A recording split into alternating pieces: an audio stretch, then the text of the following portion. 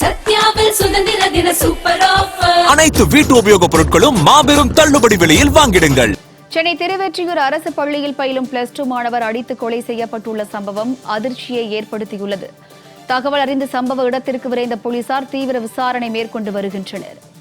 மாணவர்களுக்குள் ஏற்பட்ட முன் விரோதம் காரணமாக கொலையா என்ற சந்தேகம் எழுந்துள்ளது. இது தொடர்பாக காவல்துறையினர் விசாரணை மேற்கொண்டு வருகின்றனர். மாணவர்களுக்குள் ஏற்பட்ட முன்விரோதம் காரணமாக கொலை நடைபெற்றதா என்ற சந்தேகம் எழுந்துள்ள நிலையில் காவல்துறையினர் இது தொடர்பாக விசாரணை மேற்கொண்டு வருகின்றனர். இது தொடர்பான கூடுதல் விவரங்களோடு இணைகிறார் செய்தியாளர் பார்த்திபன். வணக்கம் பார்த்திபன், இந்த சம்பவம் எவ்வாறு நிகழ்ந்தது? இது தொடர்பான முழு விவரங்கள் என்ன? வணக்கம் வினிதா.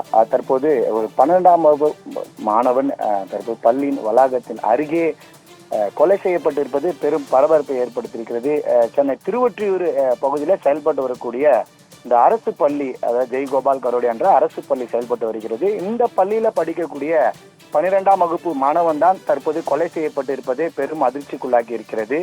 குறிப்பாக பள்ளியின் பின்புறத்தில் இருக்கக்கூடிய வளாகத்துல அந்த சுவர் ஒட்டி அருகாமையிலே மாணவன் தலையில பலத்த காயங்களுடன் கொலை செய்யப்பட்டு இருப்பது கண்டு அங்க அருகில் இருக்கவர்கள் உடனடியாக பள்ளி நிர்வாகத்துக்கு தகவல் தெரிவித்திருக்கிறாங்க.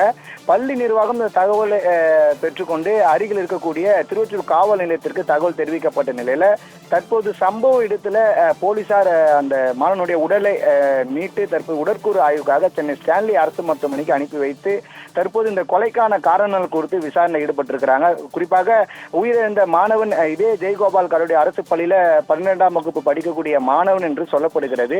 இந்த மாணவனுடைய தலையில பலத்த காயங்கள் இருக்கிறது. இந்த காயங்களின் அடிப்படையில மாணவன் அடித்து கொல்லப்பட்டிருப்பதாக சொல்லப்படுகிறது. அப்படி என்றால் இந்த கொலையில ஈடுபட்டது யார், எதனால் 12ஆம் வகுப்பு மாணவனை அடித்து கொலை செய்திருக்கிறார்கள், இந்த கொலைக்கான காரணம் என்ன பல்வேறு சந்தேகங்கள் எழுந்திருக்கக்கூடிய நிலையில தற்போது மாணவனுடைய இந்த கொலைக்கான காரணங்களை குறித்து திருவொற்றியூர் போலீசார் தற்போது விசாரணை ஈடுபட்டிருக்கிறாங்க.